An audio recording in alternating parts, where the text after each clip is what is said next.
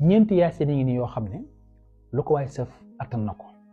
aajo ju rëy aajo ju tuuti aajo ju mën a doon soo ko defee nii ma ko waxee wala nga def lu ko aajo jooju dina faju ba dina la mujj yem mat na lu ne maa ngi koy jox góor maa ngi koy jox jigéen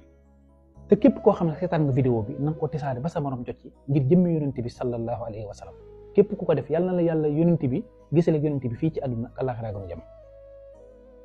yaasin yonent bi wax na ne li kulli shay'in qalbun wa qalbul qur'aani yaasin mbir mu ne am na xol xolub alquran mooy yaasin